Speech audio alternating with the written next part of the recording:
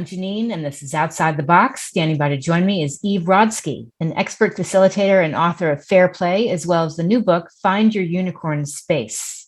Welcome to the show. Hi, Janeane. It's good to see you again.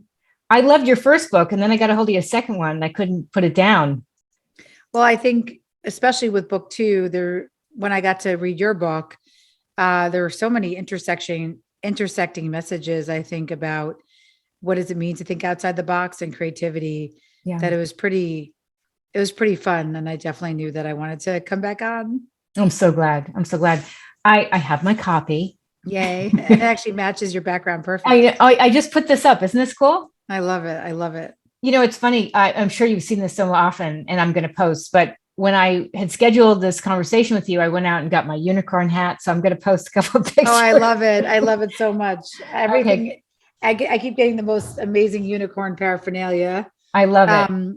I got my new unicorn pen, and I wore a unicorn hat yesterday, but it's actually really fun. This idea of reviving, understanding that unicorns, the idea of play is not just for children, that a creative life is a connected life throughout your life. Yes. And I think that's why the unicorn symbol is so fun, because so many people say, well, it's silly, or only my daughter believes in unicorns. But this idea that these mythical, magical experiences, they don't exist in many cases for adults, especially for women. Yes. But that we can reclaim them.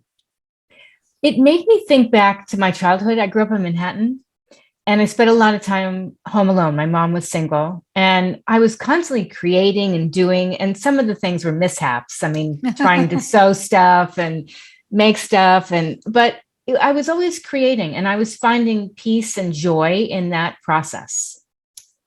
Well, it's funny. I didn't realize that we had that some in common, but I'm also a latchkey kid from Manhattan. I grew up on Avenue C and 14th Street with a single mother. And I actually think, what's interesting, Janeane, is that for me, looking at how people are parenting these days, it seems to me that either kids are on screens, or they're living out the unfulfilled dreams of their parents. I don't see a lot of that open space anymore for intrinsic motivation, similar to what I think us as latchkey kids just got because our parents were not as involved in our life. But what happens to creativity is something really interesting. The higher people, at least in America, in my interviews, the higher they reached on the socioeconomic scale, the smaller their dreams became to sort of fit into these boxes of what extrinsic milestones mean, whether it's the 2.5 kids or the nicer house or the second vacation home or getting a nicer car. There's so many capitalist milestones that I think people forget to check in with themselves about what really truly makes them feel fulfilled. Definitely. What I love about your book is that you could actually teach these concepts to young kids, and that becomes this lifelong journey of creativity. And I was telling you earlier how when my kids were younger, I was constantly doing different things, whether it was, I auditioned to be a puppeteer because I wanted to do voiceover. And then I didn't get it. And I was so bummed because it was the voice of this lamb character. And the reason I'm telling you this, because then they called me back and they said, you got it. The woman didn't want to do it. So just having those little pockets of fun, creative experiences meant a lot, because motherhood was so challenging. Well, absolutely. And I think what we saw, so Fair Play was really understanding time poverty of women, right? Why is it that our time is predetermined for us based on assumptions about our gender in terms of housework and childcare? Yeah. And Fair Play was kicked off that, but really why it was incomplete was the idea of, well, all these whispers, Janeane, well, if I have more time, I wouldn't even know how to fill it anymore. So I was seeing a passion gap, especially for women, where it's exactly what you said. The top two words in this big longitudinal study that we've done over 10 years for Fair Play, now in 17 countries. Whoa. The top two words that are associated with home life especially for women, are overwhelm and boredom. Mm. Yeah. And I think that becomes a deadly it becomes a deadly combination, Mhm. especially if you throw a pandemic in it, Yes. which adds 153% of unpaid labor to women's plate, because then the overwhelm becomes to the point of a breaking point of exhaustion, Yeah. but you still have the problem of the boredom. And so it's, as you said, if you don't believe that you deserve a permission to be interested in your own life, then you are going to end up continuing the cycle of overwhelm and boredom. Yeah. And it's just not a gift I want to give to any person in this country. We deserve a real opportunity to make the consistent space, the unicorn space, Yes. to be consistently interested in our own lives. Yes, I got to this point where I didn't want to fold laundry and do the Right. dishes Yes. when the kids went to sleep at night. I wanted to go to a screenwriting class, even if it was once a week. And then it's good for your kids to see, and your spouse, your partner, to see, hey, she has something else going on. Absolutely. And what's funny is that because of the societal expectations, you may think that that's all you want. Mm-hmm. Right, Janeane? I mean, in the beginning, the reason why I ended up with what we talked about in our first episode together, my blueberries breakdown over my husband, Seth, assuming that I was the fulfiller of his smoothie needs.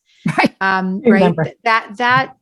That came because, it was societally, I didn't understand that, that these were pressures that were being put on me. I thought that I was making these active choices. Mm-hmm. I kept saying, well, I chose to leave the workforce. I chose to want to scale back my career. But the truth is that I've been hearing messages that I should be doing those things since I was born, that my time is less valuable than my partner's time. And so a lot of my work is this idea of being able to cure time poverty for women, to cure this exhaustion gap by a combination of, making society better for women, but also for us as individually to be able to take agency in our own life. And ironically, one of the best things you can do if you care about what's happening with repro rights, or you care what's happening in this country, is to reclaim your permission to be unavailable from your roles. Yes. Because when women become more than just parents and partners and or professionals, by professional, I mean anybody who works for pay or who works unpaid in the home, when we have permission to be unavailable from our roles, something happens.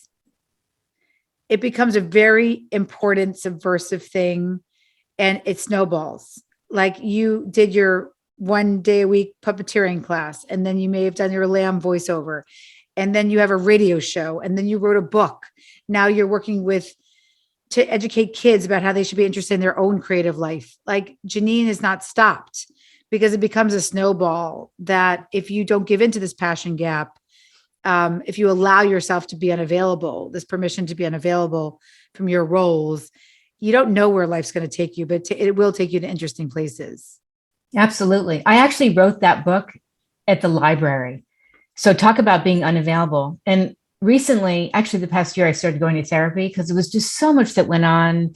Absolutely. As a mom and past trauma growing up in Manhattan. And the best thing I ever did, and my therapist taught me 2 really important things. Well, she taught me a lot, but the word boundaries, and then what percentage of my day do I give to myself?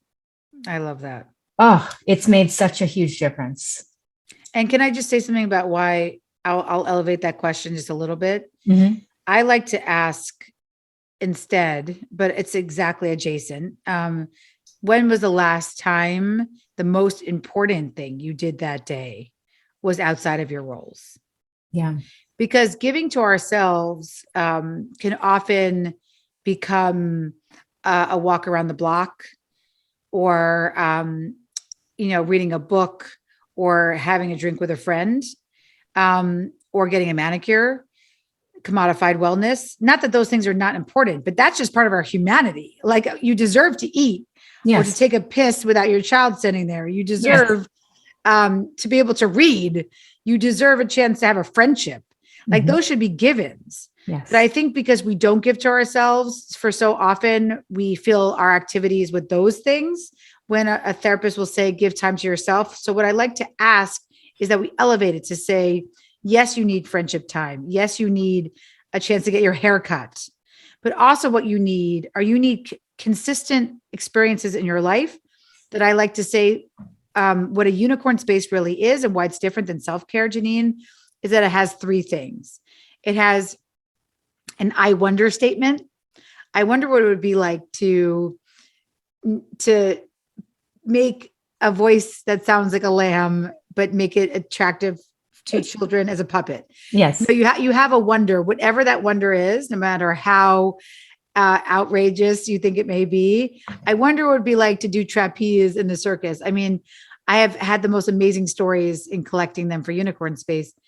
It's all genders. Mm-hmm. And so there's a curiosity component. There's a connection component where you love the thing so much, or the thing you're doing scares you so much, you're willing to share it with the world. That's the connection, because creativity is a connected life. And I know you've talked about that before. Curiosity, connection, and then completion. So those are your 3 C's of creativity. That's it. 3 C's. Okay. Curiosity, connection, and completion. Okay. And those are, we started this on a thread based on the question of spending your time, your day, and yourself. And I will say that adding in unicorn space experiences, when you think about what you do for yourself, becomes a really additive part of mental health and longevity, especially for people who have toxic stress in their lives. And often that's women. Yeah. I started focusing on creativity and my love of learning when I took Dr. Laurie Santos's online class with Yale, right? The Science of Happiness. During the pandemic, I took it.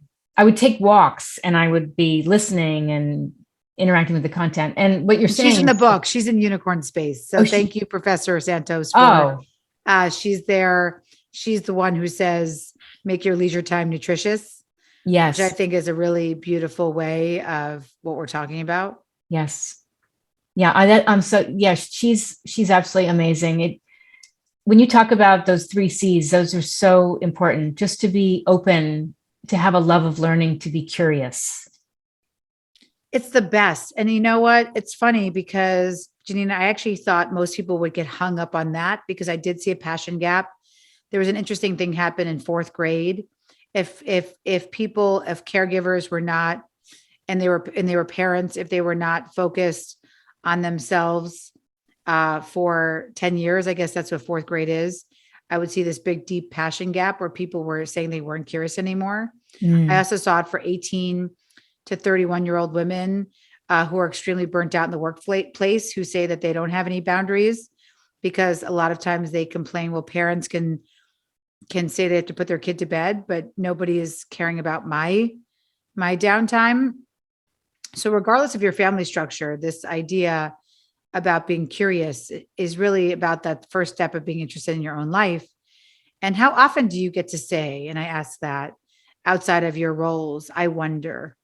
Yeah. And you get to follow up on that. One woman said to me, Eve, the only thing I'm curious about these days is scrolling my friends' Venmo transactions. And I didn't even know, this is a couple of years ago, I didn't know you could do that. So I was like, Jesus, my friends eat a lot of sushi, and they walk their dogs a lot, or they get a lot of dog walkers. So it was very fascinating. That's not the curiosity we're talking about here. Right. We're talking about intrinsic values-based curiosity, something that comes from your heart, that connects you to your values, whether it's creativity, whether it's humor, whether it's fun, whatever those values are that you hold, whether it's gathering people, curiosity is around that. Yes. Did you do anything new and different during the pandemic? Learn anything new? What did you do? Well, as I was writing Unicorn Space, what I realized was that my job had started out as my unicorn space, because I was super curious about what was happening to women, even back in 2011, when I felt that all of the people around me were saying that they were completely overwhelmed and bored.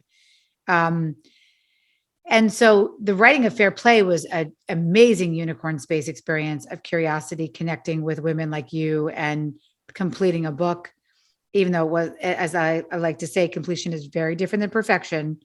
Getting it out there, meeting your moment often requires letting go. And I'm really glad that Fair Play came out when it did, which was in the September of 2019. Yeah. Because I was out there saying we're one crisis away from women leaving the labor force participation rate in drove.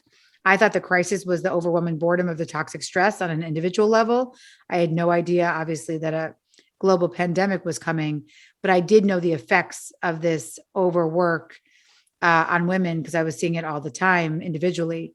So Fair Play wouldn't have come out in September of 2019 if I didn't let it go, if I didn't honor completion being different than perfection.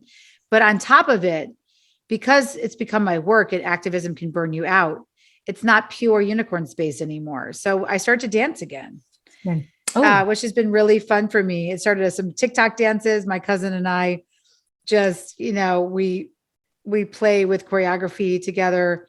I haven't shared it with the world broader than my community yet, but eventually we'll end up on TikTok or somewhere fun. I need some dancers on the summer series. Oh my gosh. Well, we can do a creativity workshop while learning some hip-hop routines. Okay. No, that's great. And I really, when I took a look at your book, I thought this is perfect timing because we're in a mental health pandemic. We were in a mental health crisis before the pandemic, and here we are. And this gives people a wonderful diversion and a way to grow. No matter what. Absolutely, growth. Exactly. Yeah. I think a lot about growth and what that means, because when you think about this idea of not questioning the societal messages that we're given, it's hard to grow, because then what ends up happening is you become a maze or a path like Robert Frost, where you take the path taken, not the not taken path, the taken path, because as we said earlier, you're sort of stuck in this cycle of wanting more, of saying, oh, I need to be thinner. I need to have more things. I need to buy a new wardrobe for the summer. And so what I like to say, there's these, Fair Play has a card game. I love gamifying things. Unicorn Space, we're prototyping a card game. Oh, good. Which is this creativity cards, this idea that you can try on cards and not clothes. And that's really what I'm hoping to teach young girls, but also their mothers and their parents, is that instead of trying on clothes, try on cards. Meaning, why not try on circus? I'm just looking at some of the cards now. Why not try on outdoors? Is it kind of with this diagram? Exactly. Yes. Why not try out design? I love this. Just try on something. Yes. And that way, and this is another gender thing I saw, which was interesting. Men were more likely to say to me things like, I like to write, or I like to design. Whereas women were more likely to say to me, and I just got to see this really recently in the data, I'm not a designer. I'm not an artist. So women were going straight to the noun, whereas men were more likely to play in the verb. Okay. And so verbify your life. It's okay to be a person who does art. It's okay to be a person who hikes. You don't have to be a hiker. You don't have to be an artist. Yes. I think it takes down the pressure a little bit. Definitely. Yes. Well, I love the idea of trying new things, especially now. I mean, I didn't share this with you, but during the pandemic, I thought, I want to learn to ride one of those 3-wheeled motorcycles. It's called a Can-Am Riker. It's this ridiculously fast thing. So I went to the local college. I signed up. They told us a story about somebody totaled one because they didn't know what they were doing. It drove into a curb. And I'm like, oh gosh, I want that to be me. So after that one class and not having a phone on me and just disconnecting and enjoying myself, I signed up for the 2-day motorcycle class. And it's that thin line between challenging and a little intimidating, but exhilarating. Absolutely. Those kind of experiences really fill me up. Did you do it? I did it. Okay. So tell me, how did you feel after? Completely accomplished. Like I earned a degree. I mean, it was really amazing. And it was not an easy test. The written test was really hard. And then if you pass the actual motorcycle test, you don't have to do it at the DMV. it's easier because the instructors know you and they're coaching you, but it's 2 days and it was, a lot of hours, but I was so proud.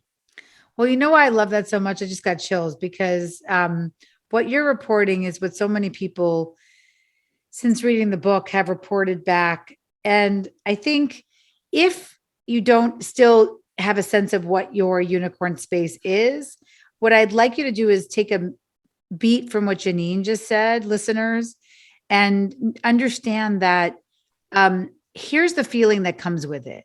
The feeling that comes with a unicorn space cycle of curiosity, connection, and completion is, I can't believe I just did that. Yeah. And so I want us all to reflect on whether it's in a journal or on a post-it. Think about the last time you had a Janeane's motorcycle experience. And I can't believe I just did that. That's what I want. And that gets back to what Laurie Santos was saying about making your leisure time nutritious. Yeah. Because in the research for unicorn space, what I found was this idea of eudaimonic well-being versus hedonic well-being. Oh, so yeah. a lot of us have gone into the pandemic, or if we are parents, to mommy juice, to edibles, to, for me, it was emotional eating. We do things to cope, and I'm not at all shaming us. We all need these things, but we do things that often when we're done with it, whether it's doom scrolling for an hour or eating the full coffee cake loaf like I did last night, I can't believe I just did that. Instead, if you can replace that with, I can't believe I just did that, similar to what Janeane just said she felt after completing the rigor, because creativity is not always easy. That's the whole thing. Unicorn space is not a walk on the park. It's supposed to be hard, but it's also supposed to have, like you said, that exhilaration of, I can't believe I just did that. That's what I want people to replace. I'm hoping that hedonic pursuits, which ultimately numb us, get replaced with these, I can't believe I just did that experiences, which instead of numbing us, actually bring us more capacity and abundance to continue to move on and to go on and to do more. Yes. Anything else you'd like people to know about the book? Well, what I'd like to know about the book, people to know about the book, was just one last interesting finding about mental health. Because I think it's really important, especially Janeane, as you start working with kids more, or this new iteration, that I found something that was really helpful to me, because I, like any other parent, was saying to my children, I just want you to be happy, guys. I just want you to be happy. I don't care what you do in your lifetime. I just want you to be happy. But what I realize now is that that's really the wrong construction for how to look at mental health. If we were happy all the time, we'd be sociopaths. So what I found out in the unicorn space journey was that the true definition of mental health is not, I want you to be happy all the time. And even Laurie Santos will say that. It's, and my kids are like, I know, Mom, you want us to have the appropriate emotion at the appropriate time and the ability and strength to weather it. But that's what this is about. This is not a how to be happy book. This is a recognition that things rain on people. There's a lot of rain happening to people, but still you deserve an umbrella. Yeah. You deserve an umbrella. And these unicorn space experiences, they become a reserve. They become part of your resilience for when the overwhelm and mundane take over. And I'm going to add to that, because somebody asked me to talk about what are the keys to success, talk to high school students, college students. And I said, really, keys to success, being able to fall down and get up on repeat. So if you don't have an umbrella, looking around and saying, you know what, I've got this and that. And if I put that together, I can make an umbrella. Yep. And that's what life is, right? Adapting, pivoting, being creative. Yeah. And why do people need it so much in times of disruption?